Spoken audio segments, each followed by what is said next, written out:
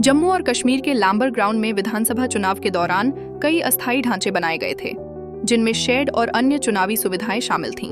इनका निर्माण ठेकेदारों ने समय पर और पूरी ईमानदारी से किया, लेकिन आज तक विभाग की तरफ से उनका भुगतान नहीं किया गया है।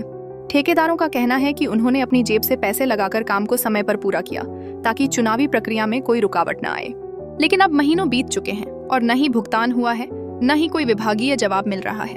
एक ठेकेदार ने कहा, जनाब ये जब शेड बनाने थे यहाँ पे असेंबली इलेक्शन के लिए, तो हमें एग्जेंट साहब ने, डीसी साहब ने, इन्होंने बोला कि आप हमें शेड बना के दे दो, हमारे पास पैसा अवेलेबल है, आप हमें 10 दिन में शेड बना के दे दो। तो हमने जनाब दिन रात कश्मीर से वेल्डर लाए, बनहाल में उतने वेल्डर नहीं थे, हमने कश्मीर से वेल्डर लाए, बाहर से लेबर लाई, वो ये करके सारा हमने जनाब बना दिए शेड। हमने 10-15 दिन में ये शेड सारे कंप्लीट करके दे दिए। तो अभी हमने दरवाजे भी नहीं लगाए थे, तो यहाँ जो सिक्योरिटी फोर्सेस आई थे वो वहाँ बैठे थे शेडों में। हम डीसी साहब के पास गए, हम एग्जेंट साहब के पास गए, हमने डेरा लगाया एग्जेंट ऑफिस में, हमने बोला सर हमें पैसे दे दो। तो जनाब कुछ नहीं हुआ, आज 1 साल होने को है। इस देरी से कई छोटे ठेकेदारों और मजदूरों पर आर्थिक बोझ बढ़ गया है। फिलहाल इस मामले पर विभाग की ओर से कोई आधिकारिक बयान नहीं आया है। मेरा नाम मोहम्मद यूसुफ शाह है। हमने ये काम जो किया है इमरजेंसी में, ये असेंबली इलेक्शन थे, उस टाइम एडमिनिस्ट्रेशन ने ज़ोर किया, उन्होंने कहा ये इमरजेंसी काम है, कोई 5-10 दिन का टाइम था। रात दिन हमने काम किया, काम करके दिया।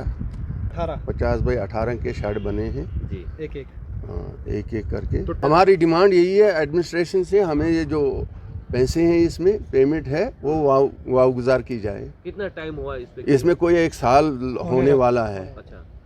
उस वक्त जिस वक्त हमने इस काम शुरू किया उस वक्त कहने लगे हैं इसमें एडवांस में पैसे हैं, मगर बाद में पता चला काम करके कोई पैसा नहीं है इनके पास, ना आया है, ना एडमिनिस्ट्रेशन ने इस पर ध्यान दिया। कई बार हम गए असेंबली इलेक्शन में, ये बनाए थे हमने, ये असली सिक्योरिटी के लिए थे।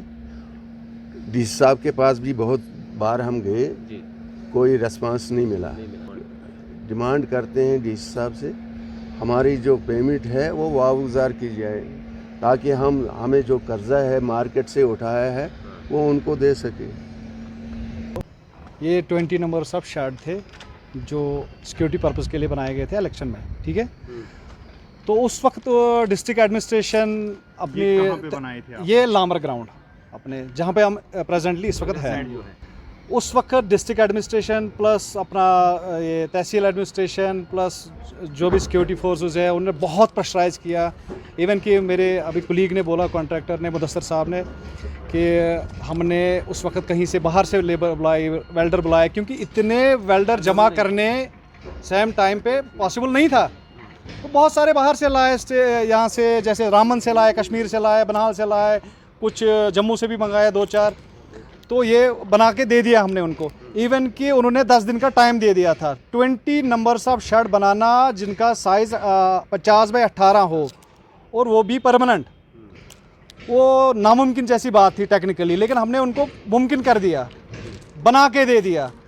उसके बाद 1 साल होने लगा, हम हर एक दरवाजे पे गए हैं कि हमें ये पैसा रिलीज़ किया जाए, लेकिन कोई सुन ही नहीं रहा है। आखिरकार हम इस नतीजे पे पहुँचे, मजबूर हो गए हैं कि आपके पास आए हैं कि किसी तक हमारी ये बात पहुँचा दो।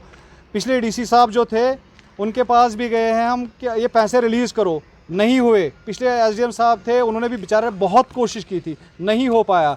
हमारे एग्जेंट साहब ने बहुत कोशिश की थी, उनको भी बोला था कि ये रिलीज़ कराओ पेमेंट, ताकि हम भी अपनी लाइबिलिटीज़ ख़त्म कर पाएँ, लेकिन नहीं हो पाया। अब हमारी रिक्वेस्ट है यूटी गवर्नमेंट से, एलजी साहब से, अपने डिस्ट्रिक्ट एडमिनिस्ट्रेशन से, अपने तहसील एडमिनिस्ट्रेशन से, सब डिस्ट्रिक्ट एडमिनिस्ट्रेशन से, कि हमारा ये पैसा यात्रा से पहले रिलीज़ किया जाए।